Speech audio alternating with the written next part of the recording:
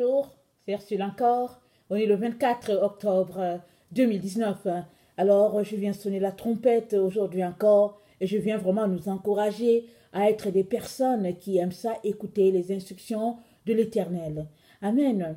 Parce que le Seigneur nous enseigne précepte après précepte, ligne après ligne, et c'est comme ça qu'on acquiert petit à petit et chaque jour davantage. Mais si les préceptes d'aujourd'hui, tu les rejettes, alors il sera difficile, par exemple, que tu puisses assimiler ceux de demain. Parce que à chaque jour suffit sa peine. Et Dieu pourvoit pour qu'on ait la nourriture à chaque jour, autant la nourriture physique que la nourriture spirituelle. Alors, s'il te donne la nourriture spirituelle aujourd'hui et que cette nourriture est tournée vers, par exemple, une vie de sainteté, par exemple, axée sur ton habillement, ne rejette pas cela. Concentre-toi à travailler ce domaine-là de ta vie. Parce qu'en travaillant cela, au fait, tu donnes au Saint-Esprit de t'enseigner plus, de te donner plus. Tu donnes au Seigneur vraiment de ajouter plus dans ce qu'il a prévu pour toi. Alors, si tu es quelqu'un plutôt qui déteste les enseignements, il se pourrait que tu n'ailles pas loin dans ce que le Seigneur a pour toi. Parce que il a prévu des choses extraordinaires pour nous. Il les a mis dans notre ADN. Et c'est ta relation avec le Seigneur. C'est la proximité que tu as avec lui qui va donner au Seigneur de te révéler qui tu es. Parce que c'est comme une coque d'arachide. À l'intérieur, il y a souvent peut-être une arachide ou deux, ou bien souvent les autres, il peut avoir trois, peut-être même jusqu'à quatre, je ne sais pas. Mais à l'intérieur de la coque, on sait tout simplement qu'il y a de l'arachide. De quel type est-il, on ne sait pas. Si le Seigneur n'ouvre pas la coque pour toi, tu ne sauras pas. Et c'est le Seigneur qui ouvre la coque parce que, par exemple, tu es allé vraiment chercher en profondeur dans ta relation avec lui. Amen. Le Seigneur dit que celui qui porte du fruit, il l'émonde afin qu'il porte plus de fruits. Alors, émonder quelqu'un revient à faire passer la personne par le chemin de la sanctification ou bien le chemin de la sainteté. Et si c'est dur pour la chair, c'est vraiment agréable pour l'esprit. Alors, encourageons-nous à marcher selon l'esprit afin que la chair ne prenne pas le dessus sur nous. Amen. Alors, aujourd'hui, je viens parler du focus. Où se trouve ton focus à chaque jour? Alors, là où se trouve ton focus, là aussi, tu dirigeras ta vie. Alors, le focus, c'est comme, au fait, notre œil, ou bien la direction que pointe notre œil, ou bien la direction vers laquelle pointe notre œil. Alors, il est donc très, très important que tu puisses t'arrêter à savoir où se trouve ton focus. Si ton focus est tourné vers le gain de l'argent, alors, je suis désolée de te décevoir, je ne vois pas comment tu vas penser au Seigneur. Vois-tu? Mais si ton focus est centré sur Jésus, alors, bon, tout ce que tu vas faire sera tourné vers lui. Et, au fait, nous attirons ce à quoi nous pensons. Alors, si tu passes ton temps à penser de Jésus, il va t'envoyer des pensées, il va t'envoyer des chants de louange, il va t'envoyer des prières, il va t'envoyer des sujets pour lesquels tu es appelé à prier, par exemple. Il va t'envoyer des clins d'œil, des mots vraiment exprimant tout son amour pour toi. Mais si ton focus, par exemple, est sur, en tout cas, exemple, l'argent, alors ce sera très difficile que tu aies tellement des choses comme ça. Pourquoi? Parce que Dieu a dit quoi? Il a dit, tu ne serviras pas de maître. Ou tu sers l'argent, ou tu sers Dieu. Alors, si Dieu qui t'a dit que tu ne serviras pas de maître est le Dieu puissant que tu sers, alors c'est pas possible qu'il puisse t'envoyer de l'argent, les pensées sur l'argent, alors que lui-même t'a déjà dit que tu ne serviras pas de maître, que tu ne serviras pas l'argent et le Seigneur. Sauf si tu es sur le chemin de la rébellion et pour te punir, il t'envoie pleinement ce que tu veux parce que depuis longtemps, il ne fait que te parler et puis tu ne veux pas obéir. Amen. Alors, il est donc important qu'on puisse s'arrêter et se demander où se trouve notre focus. Alors, Philippiens 4, le verset 8, nous donne une instruction très très importante pour nous les enfants de Dieu, une voie sûre pour quiconque cherche l'Éternel. Alors, je vais lire Philippiens 4, le verset 8. Au reste, frères, que tout ce qui est vrai, tout ce qui est honorable, tout ce qui est juste, tout ce qui est pur, tout ce qui est aimable, tout ce qui mérite l'approbation, ce qui est vertueux et digne de louange soit l'objet de vos pensées. Ce que vous avez appris, reçu et entendu de moi, et ce que vous avez vu en moi, pratiquez-le, et le Dieu de paix sera avec vous. Donc voilà, Philippiens 4, 8 nous dit que nous devons penser à ce qui est vrai, uniquement à ce qui est vrai. Alors comment sauras-tu si quelque chose est vrai ou faux? Ça veut dire que si tu n'es pas sûr de la véracité de la chose, tu ne la répètes pas, tu ne la prononces pas. Ou bien si tu trouves que la situation dans laquelle telle personne se trouve, c'est une situation ambiguë, ou bien que tout ce qu'il dit, c'est des choses farfelues, alors tu ne t'y jettes pas, tu ne participes pas à des vains discours, parce que ce n'est pas vrai. Alors c'est encore, comme je l'ai déjà dit une fois, c'est une décision de ta part de pouvoir marcher sur les voies de ton Seigneur. Et cela demande des efforts constants, parce que ça vient chercher ton énergie de pouvoir aller dans la direction que le Seigneur te demande. Amen. Alors, il dit que ce qui est vrai, ce qui est honorable, ce qui est juste, tout ce qui est pur, tout ce qui est aimable, tout ce qui est aimable, tout ce qui mérite l'approbation, ce qui est vertueux et digne de louange, soit l'objet de vos pensées. Alors, on sait que nous sommes le fruit de nos pensées, nous le savons. À quoi penses-tu à chaque jour? Ce à quoi tu penses, cela déterminera ta vie. Alors, si tu passes ton temps uniquement à penser aux femmes, alors ne sois pas surpris que tu puisses retrouver sur ton chemin des femmes à ne plus en finir, parce que l'ennemi va faire que elles vont défiler devant toi et tu seras servi. Mais si tu passes ton temps à penser aux grâces et aux bénédictions de Dieu, l'Éternel te le rendra, parce qu'il t'enverra vraiment toutes les grâces, toutes les bénédictions pour que tu puisses penser et continuer à penser à lui. Parce que c'est comme ça que c'est. Alors, c'est dit que tout ce qui est honorable, ce qui est juste, tout ce qui est pur, soit l'objet de tes pensées. Qu'est-ce qui est pur? Par exemple, une marche vraiment vers la lumière, c'est quelque chose de pur. Le Seigneur nous a dit dans Jean 1, je vais lire rapidement. Dans Jean 1, c'est dit, excusez-moi, il eut le verset 6.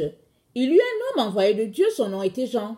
Il vint pour servir de témoin, pour rendre témoignage à la lumière, afin que tous crussent par lui. Il n'était pas la lumière, mais il parut pour rendre témoignage à la lumière.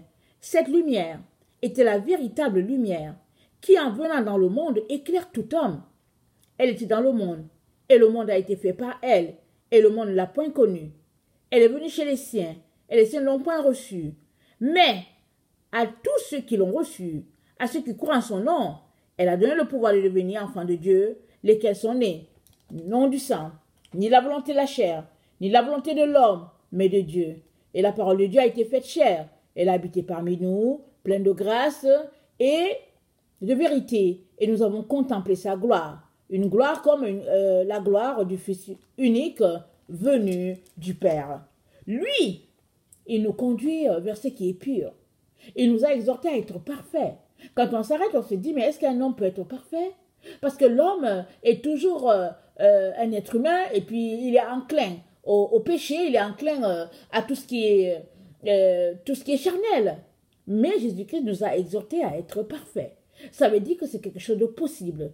Ça veut dire que quiconque veut le pourra, mais il faut décider. Alors, si tes pensées sont centrées vers ce qui est pur, je ne vois pas comment tu vas tomber. Et c'est ça la marche de la sainteté. C'est de garder son focus sur quelque chose que Dieu aime, que quelque chose que Dieu encourage. Et ainsi, tu vas marcher sur le chemin de la lumière. Mais si ton focus est sur les choses que Dieu déteste, tu te retrouves effectivement à marcher dans les voies des ténèbres. Parce que on marche par la foi à travers nos pensées. C'est par nos pensées qu'on marche par la foi. Par exemple, là, je suis là au Québec et tout. je peux décider maintenant que je serai par exemple à Hawaï. C'est par mes pensées. Alors, si je connais Hawaï, une plage d'Hawaï, alors je me projette à Hawaï. Et donc, je suis là, je pense à la plage en Hawaï, et j'imagine l'espace, et puis je vois les gens sur la plage, etc., etc. Bien que de corps, je sois ici, en esprit, je suis à Hawaï. Alors, par tes pensées, tu fais beaucoup de choses. Soit tu pêches, soit tu vis dans la pureté. Et le Seigneur nous encourage à aspirer à tout ce qui est pur, tout ce qui est vertueux, tout ce qui est honorable, tout ce qui est digne de louange et d'approbation. Il dit que cela soit l'objet de nos pensées. Et mieux encore, il nous enseigne que, il dit ce que vous avez appris, reçu, entendu de moi, ce que vous avez vu en moi, pratiquez-le et le Dieu de paix sera avec vous. Paul est en train de dire que il était tellement dans la pureté, dans la sainteté, que, en tout cas, si tu l'imites lui, Paul, c'est comme si tu étais en train d'imiter Jésus-Christ. Imaginez un être humain comme toi et moi. Dire cela, c'est vraiment fort, n'est-ce pas? Mais Paul savait qu'il marchait selon le Seigneur. Loin de l'hypocrisie, loin des mensonges, loin des orgies, loin de la séduction de ce monde. Et il nous dit, ce que vous avez appris de moi, faites-le. Ça veut dire qu'il avait cette assurance-là, cette conviction que tout ce qu'il faisait plaisait au Père. Amen. Alors, 1 Jean 2, le verset 24. 1 Jean 2, le verset 24.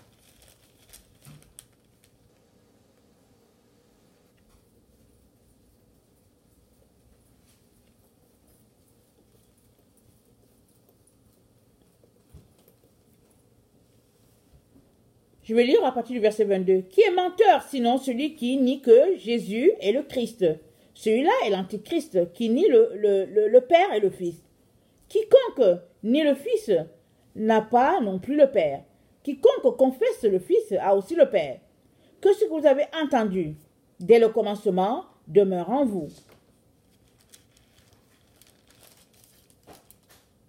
Si ce que vous avez entendu dès le commencement demeure en vous, vous demeurez aussi dans le Fils et dans le Père. Et la promesse qu'il nous a faite, c'est la vie éternelle. Je vous ai écrit ces choses au sujet de ceux qui vous égarent.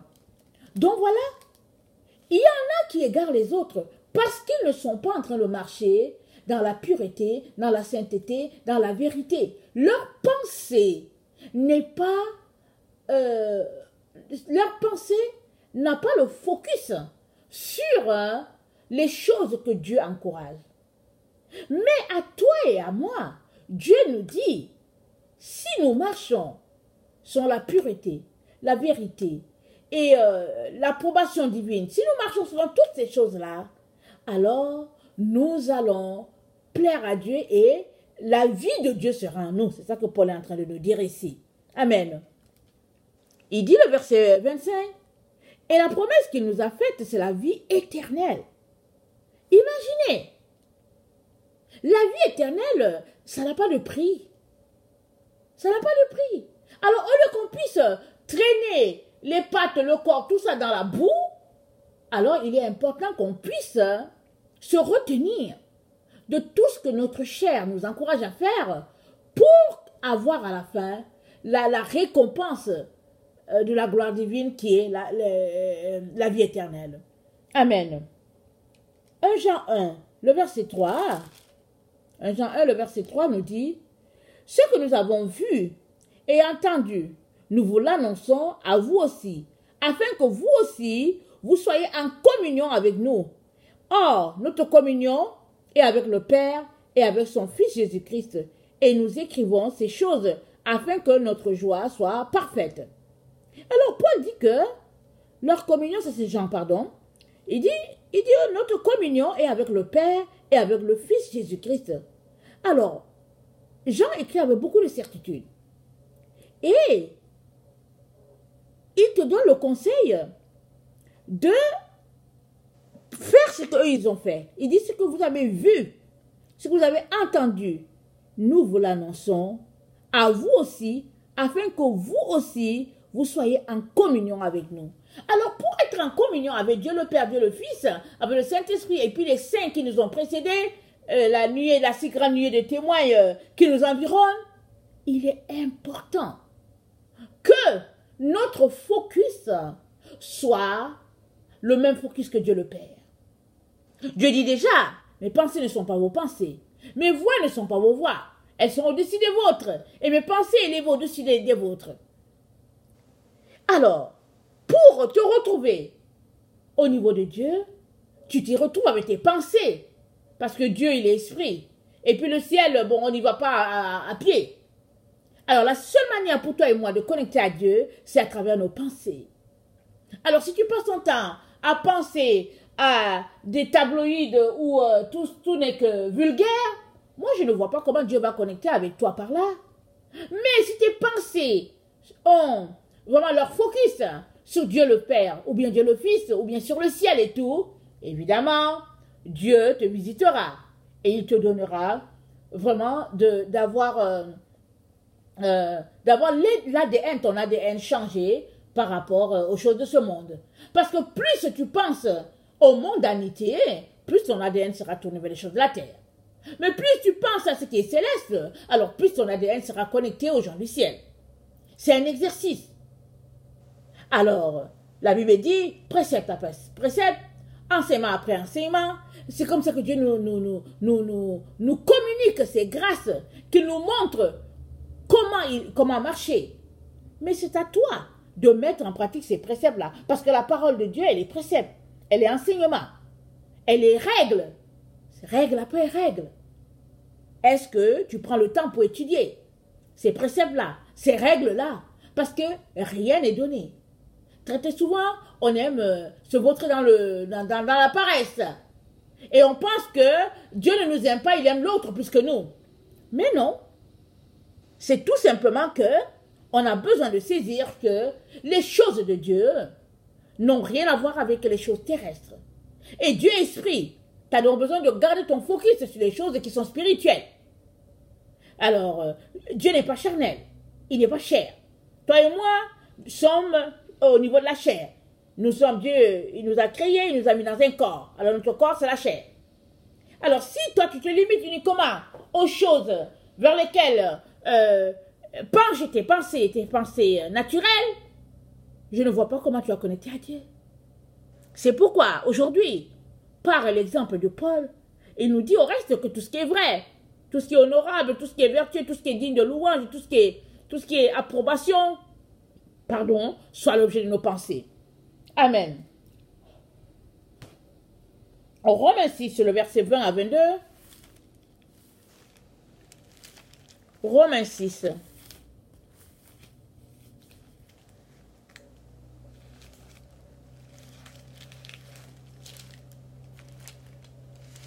Romains 6, le verset 20 à 22.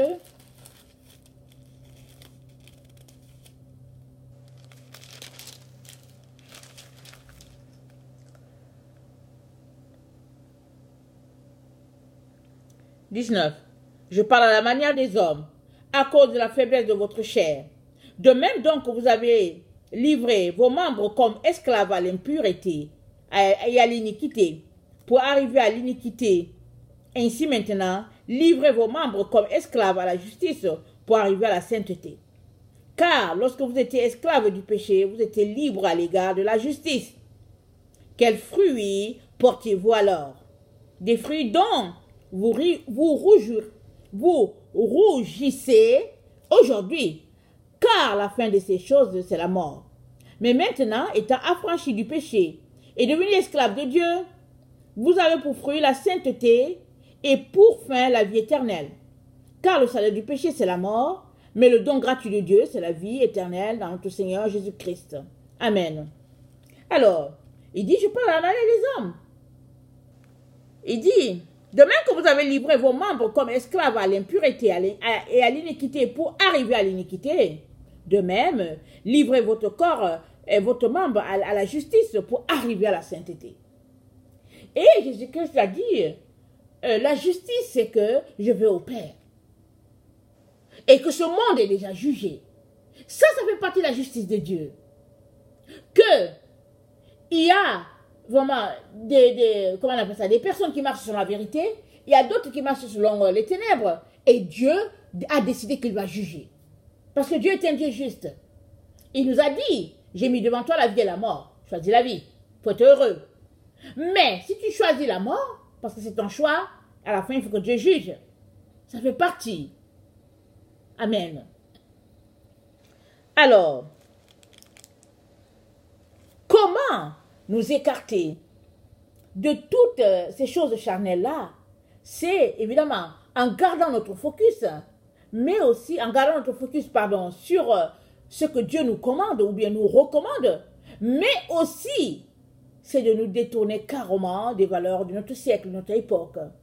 Alors très souvent quand on est jeune, on a la difficulté à être classique parce qu'on trouve que c'est intéressant avoir du plaisir dans sa vie. Mais au fait, le plaisir tue. Et puis ce qui élève, ce qui donne la vie, c'est plutôt la crainte de l'Éternel. Alors il est important que nous puissions nous arrêter et reviser notre focus. Tout part de ce vers quoi nos pensées se tournent. Romains 12, le verset 2, on le connaît ce verset-là. Il est bon de se rafraîchir la mémoire. Romains 12, 1 à 2.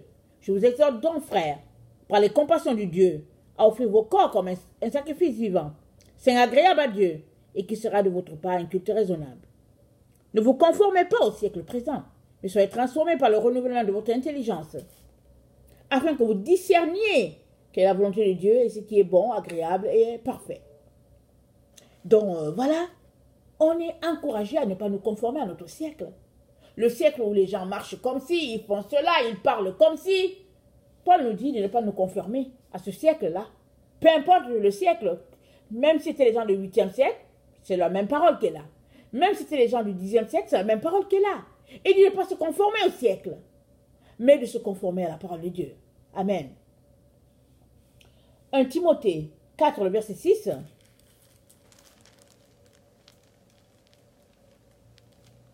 1 Timothée 4, le verset 6. Ok.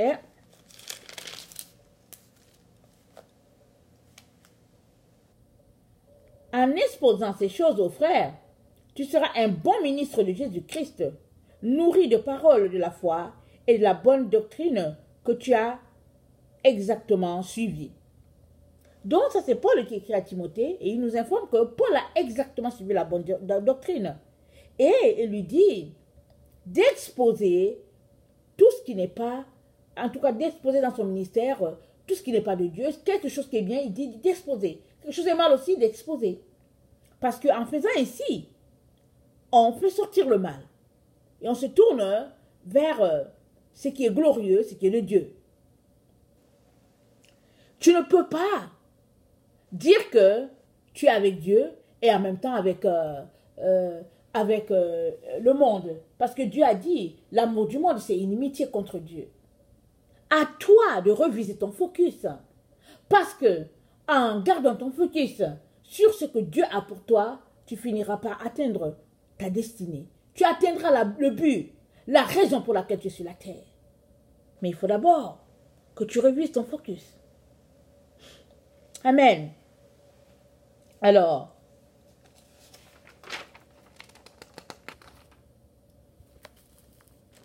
excusez-moi, je cherche un autre passage que j'aimerais qu'on lise. Le Colossiens 1, le verset 21. Et vous, qui étiez autrefois étrangers et ennemis par vos pensées et par vos mauvaises œuvres, il vous a maintenant réconciliés par sa mort dans le corps de la chair. Par la mort de Jésus, nous avons été réconciliés dans le corps de la chair. C'est-à-dire que nous sommes un même corps avec lui, parce que dans Éphésiens, Paul dit que l'Église, c'est le corps de Christ.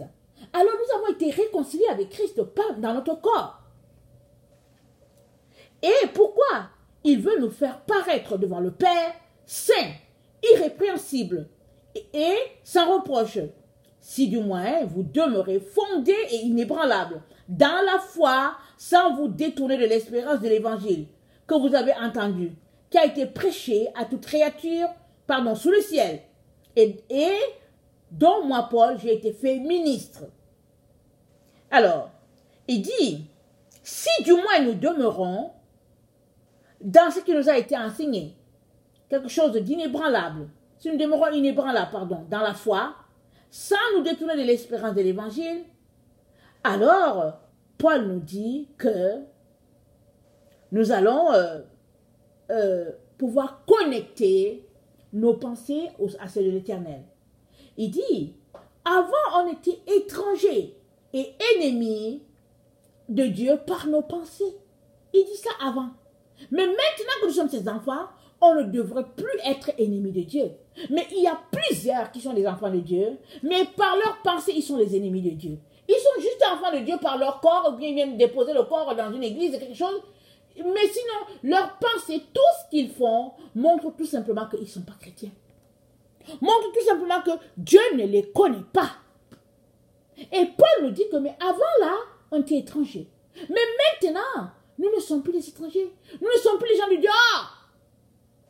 Nous devons donc avoir les mêmes pensées que notre Père. Alors si toi, tu es loin des pensées divines, il est temps que tu reviennes, que tu connaisses tes pensées à celles de Dieu. Il est temps. Parce qu'aujourd'hui, Dieu parle encore. Il parle. Mais un jour viendra où tu chercheras à l'entendre, il sera trop tard. Amen.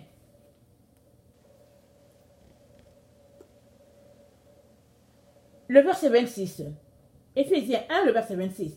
Le mystère caché de tout temps et dans tous les âges m'est révélé maintenant à ses saints. Je vais commencer au verset 25. Colossiens 1, le verset 25. C'est dès que j'ai été ministre, selon la charge que Dieu m'a donnée auprès de vous, afin que j'annonçasse pleinement la parole de Dieu. Le mystère caché de tout temps et dans tous les âges m'est révélé maintenant à ses saints, à qui Dieu a voulu faire connaître quelle est la glorieuse richesse de ce ministère parmi les païens, à savoir Christ en vous, l'espérance de la gloire. C'est lui que nous annonçons, exhortant tout homme et instruisant tout homme en toute sagesse, afin de présenter à Dieu tout homme devenu parfait en Christ. C'est à quoi je travaille en combattant avec sa force qui agit puissamment en moi. Ton focus te donnera d'avoir tes pensées connectées à Dieu. Si tu es étranger encore aux choses divines alors que tu te réclames de Dieu, regarde ton focus. Es-tu quelqu'un qui te réclame de Dieu, mais qui chaque jour se lève, court après le pétrole? Je sais pas. C'est à toi de réfléchir et de savoir où est-ce que tu gardes ton focus. Es-tu quelqu'un qui a une relation avec Dieu, mais tous les jours ton focus est juste sur de beaux vêtements? Je sais pas. Le focus doit être uniquement Jésus. Amen. Que le Seigneur vraiment bénisse sa parole et qu'il nous donne de pouvoir saisir pleinement ce qu'il veut nous enseigner. Soyez bénis. Je vous aime beaucoup et Dieu davantage. Merci.